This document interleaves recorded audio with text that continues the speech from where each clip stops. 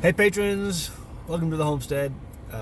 Just had another doctor's office visit, and I mean, it's good news and bad news. So the good news is, Jaimie's improving, and she's walking better. She's not really walking with her walker anymore.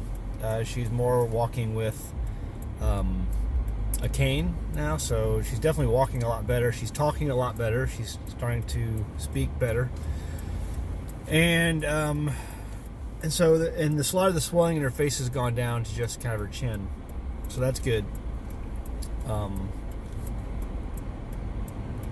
I guess the bad news is, or any other good news?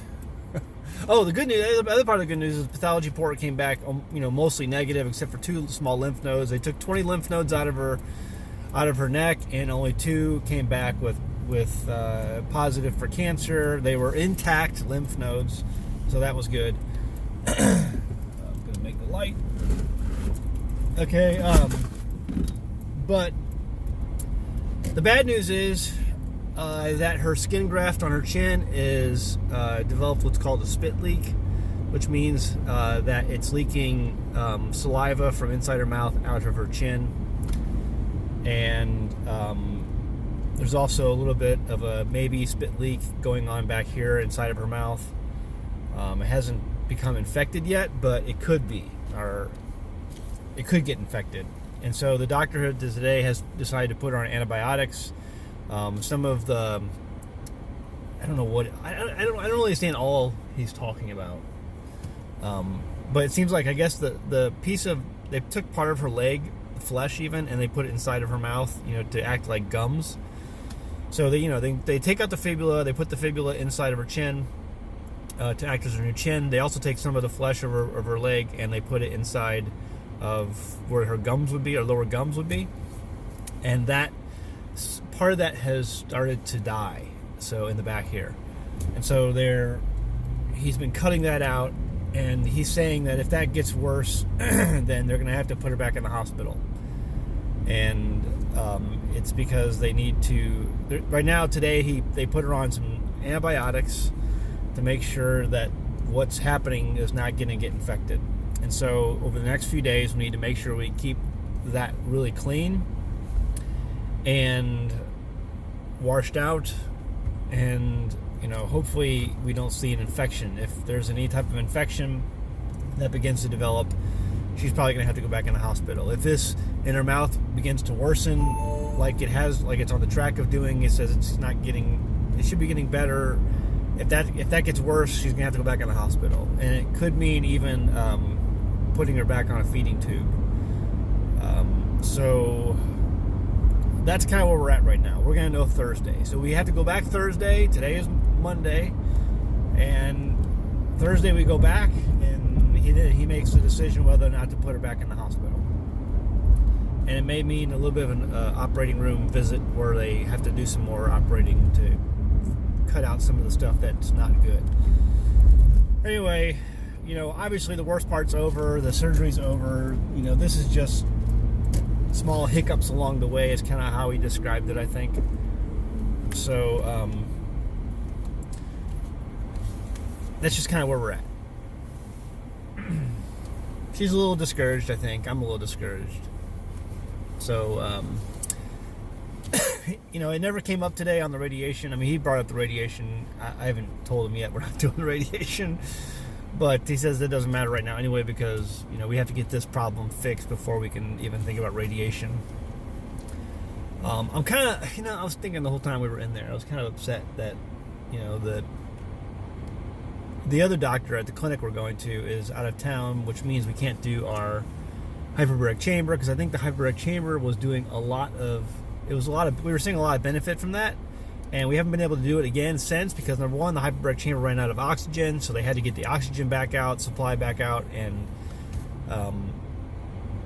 then the doctor goes on vacation for 2 weeks, which means they can't run the clinic while he's gone unless there's a nurse practitioner on site, and that person's not going to be there until Friday, and she may be going back in the hospital on Thursday. So it's like, I want to get her back in the hyperbaric chamber, because it seemed like we saw a lot of benefit from her going in there, and it's like this thing I can't get her back, to that chamber. And Plus, we can't start the IV treatments until, the doctor comes back. So it's going to be like, I don't know, that's just very frustrating for me right now.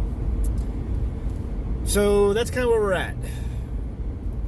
We're just praying that this is going to heal. Her mouth, everything they've done inside of her mouth is going to start healing better than what it's already been doing. And there's been a lot of healing there, but it's just not, there's right now a high chance of infection he sees. And so if that happens, she's going to have to go back in the hospital. What else? I hate talking about money, but I've been getting emails about that. And so just so you guys know, here's how this works. Patrons really appreciate the patrons, and your patronage helps pay bills. Going to the clinic for the hyperbaric chamber or for the IV vitamin C IVs, it's going to be, that's a cost. And so people want to know how they can help. So if you PayPal, you can PayPal. It's Jaimie at anamericanhomestead.com is the PayPal, okay? But you got to spell her name right. I'll leave a link in the description below for PayPal. If you want to send a card, people have sent money, you can do that too, at a P.O. box also below, if you want to send something, in the P.O. box. But any money that's been given, for Jaimie at AmericanHomestead.com for a PayPal or sent in the mail, this is all going to be, going for her treatments. So we appreciate that. For the clinic, because all that stuff, anything that has to do with the clinic, hyperbaric chamber or IV, is not paid for by insurance. We have Blue Cross Blue Shield, and that's paying for the doctor, surgery, all that stuff. But all the clinic stuff is out of pocket. All of the reconstruction that we have to look forward to is going to be out of pocket.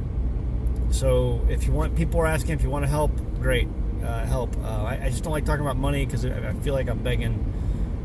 And I'm not trying to do that, but we appreciate the people who have donated and who continue to donate. And if people want to know, hey, listen, how can we help? There's how you can help. That's what it's going for. It's going to be going to clinic.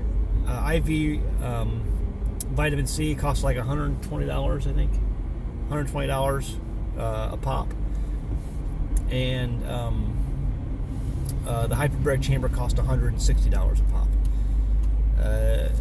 And we've only got I really only want to do the hyperbaric chamber like 2 more times or so, but it just is what it is.